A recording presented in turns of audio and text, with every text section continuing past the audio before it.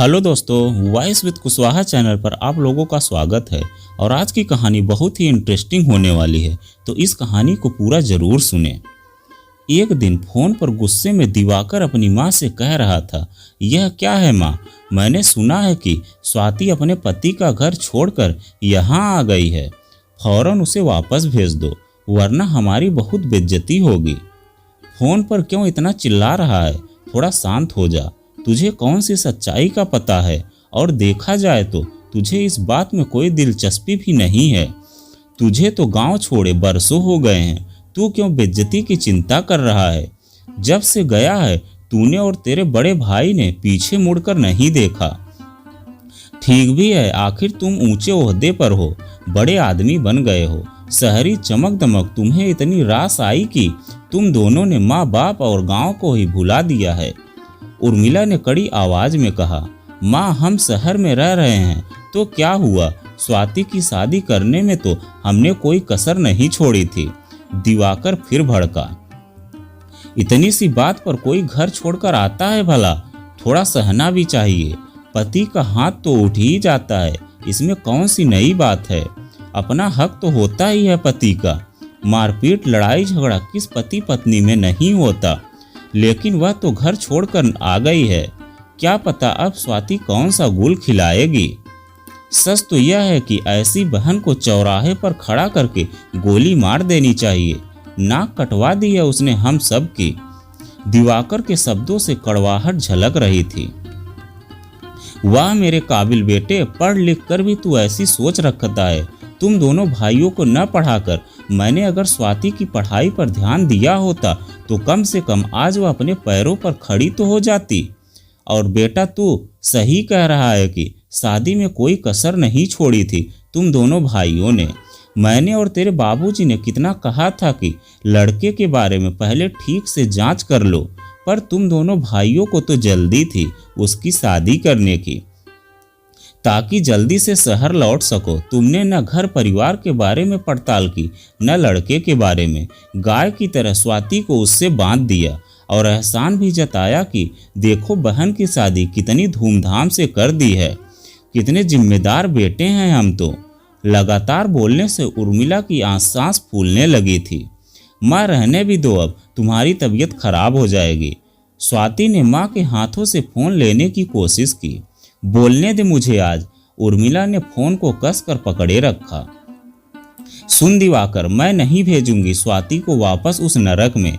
शराबी पति की मार कब तक खाएगी वह हमारे ऊपर बोझ नहीं है, जो रोटी की जगह मार और प्यार की जगह दुत्कार सहती रहे।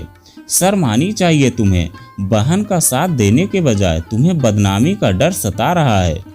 अपने जी जब कीचड़ उछालने से नहीं चूकते तो समाज को उंगलियां उठाने से कैसे रोक सकते हैं। रोते हुए उर्मिला ने खुद ही फोन काट दिया था। माँ तुम किस किस का मुंह बंद करोगी। यह प्रतापगढ़ जिले का एक छोटा सा गांव है। घर घर में मेरे मायके आ जाने की बात फैल गई है। बाबूजी तो 2 दिनों से खेत पर भी नहीं गए हैं। अच्छा यही होगा कि मैं ससुराल चली जाऊं। जो मेरी किस्मत में लिखा है उसे सह लूंगी। स्वाति से माँ की पीड़ा नहीं देखी जा रही थी। तू क्या समझती है, मैं नहीं जानती कि तेरे साथ वहाँ और क्या क्या होता होगा। माँ हूँ तेरी। पति की मार से तू ससुराल छोड़कर आने वाली नहीं है। सच बता क्या है बात। उर्मिला की अनुभवी आंखों मानो भांप गई थी कि कुछ बात और ही है। माँ स्वाति सुबुकते हुए बोली, शादी को 3 साल हो गया है और मैं उन्हें बच्चा न दे सकी। मुझे बाँझ कहकर वे डॉक्टर के पास ले गए, पर जांच में सब ठीक आया। मैंने पति से बोला कि तुम अपनी जांच करा लो, तो वह भड़क गया। एक दिन सास और पति दूसरे गांव में गए हुए थे किसी ब्याह में। रात को ससुर ने मेरे साथ जबरदस्ती करनी चाहिए। वह बोला, मेरा बेटा तुझे बच्चा नहीं दे सकता तो क्या हुआ, मैं तो हूं ना। पति को बताया तो सास और पति दोनों ही मुझे कोसने लगे कि मैं बदचलन हूँ और ससुर पर झूठा इल्जाम लगा रही हूँ। ससुर हाथ जोड़े ऐसे बैठा था जैसे उसका कसूर न हो। उसके बाद तो ससुर की हिम्मत और बढ़ गई और जब तब वह मेरा हाथ पकड़ने लगा। सास ने कई बार देखा भी पर चुप रही। बता माँ, मैं कैसे रहती वहाँ, जहाँ हर समय यही डर लगा रहता था कि न जाने कब ससुर मेरे ऊपर झपट्टा मार लेगा। उर्मिला कुछ कहती कि तभी राजपाल वहां आ गए। समझ नहीं आता कि क्या करे मेरी बच्ची, तुझे घर में रखते हैं तो गांव वाले ताने देते रहेंगे और ससुराल भेज देते हैं तो तुझे घुट घुट कर जीना होगा। वैसे भी हमारे गांव की हवा लड़कियों के लिए ठीक नहीं है। राजपाल की आवाज में छिपा बाप का दुख स्वाति को दर्द दे गया। बाबूजी, आप बिल्कुल भी परेशान मत हो, मैं लौट जाऊंगी। सच तो यह है कि औरत चाहे किसी कोने में चली जाए, उसके लिए सारे समाज की हवाई ठीक नहीं है। कहाँ महफूज है वो।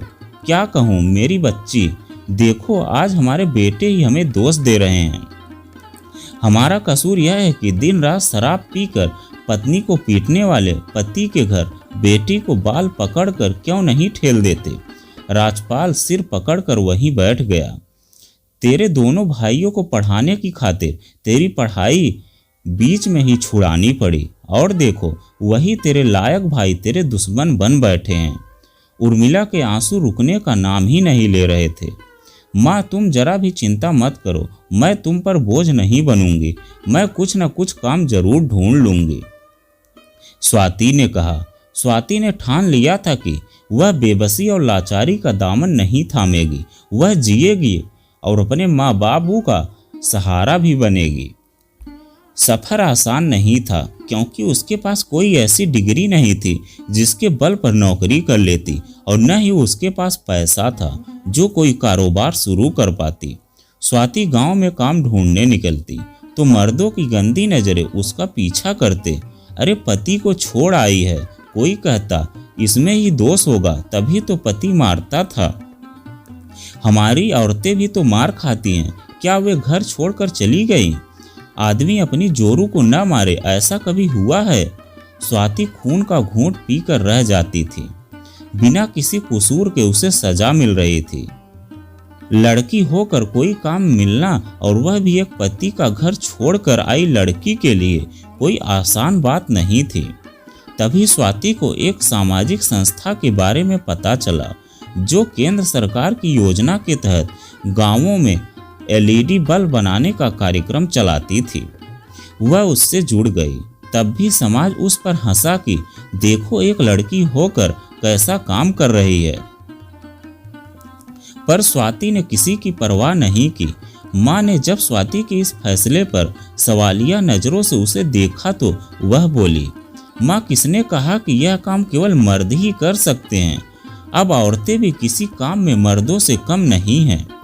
फिर भी कभी न कभी तो किसी को इस सोच को तोड़ना ही होगा। औरत क्या सिर्फ पीटने के लिए ही होती है?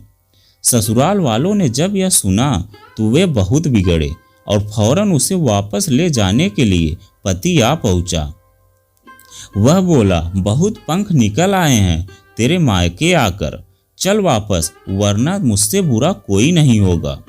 वह उस पर हाथ उठाने ही वाला था कि उर्मिला ने उसका हाथ पकड़ लिया। खबरदार, जो मेरी बेटी को मारने की कोशिश की तो सीधे थाने पहुंचा दूंगी। माँ बेटी का यह भयानक रूप देखकर पति वहां से भाग गया। धीरे धीरे स्वाति ने LED बल्ब से जुड़ा हर काम सीख लिया और उसे यह काम करने की धुन सवार हो गई। बस इसी धुन में उसने LED बल्ब का कार्यक्रम शुरू कर दिया। उसकी लगन और मेहनत देखकर गांव वालों के ताने तो बंद ही हो गए, साथ ही उसकी जैसी सताई हुई और भी लड़कियां उसके साथ जुड़ गई। गांव की औरतों में अपने हक के लिए लड़ने की जैसे एक क्रांति सी आ गई। गांव के लोग जो उसे बुरी नजरों से देखते थे, उन्होंने उसे क्रांतिकारी महिला के नाम से बुलाना शुरू कर दिया। मैं बहुत खुश हूँ स्वाति की तू अपने पैरों पर खड़ी हो गई है, लेकिन बेटी अकेले जिंदगी काटना आसान नहीं है। तू कहे तो मैं कहीं और तेरे लिए रिश्ते की बात चलाऊं। तेरा तलाक हुए भी 5 साल हो गए हैं। माँ की आंखों में अपने लिए गर्व देखकर स्वाति की आंखें भर आई। माँ, तुमने और बाबूजी ने मेरा साथ देकर ही मुझे इस मुकाम पर पहुंचाया है।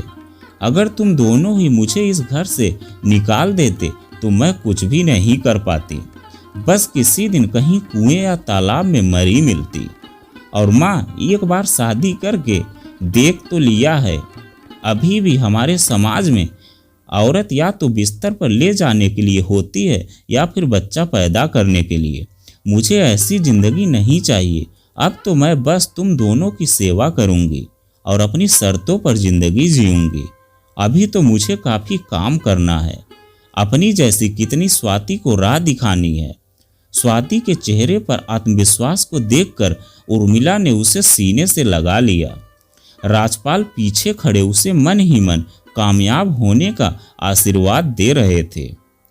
तो दोस्तों, यह कहानी आपको कैसी लगी कमेंट में लिखकर जरूर बताइएगा। अगर आप हमारे चैनल पर नए हैं तो प्लीज़ चैनल को सब्सक्राइब कीजिए और वीडियो को एक लाइक जरूर कीजिएगा, क्योंकि आपको इस चैनल पर ऐसी इंटरेस्टिंग कहानी देखने को मिलती रहती हैं।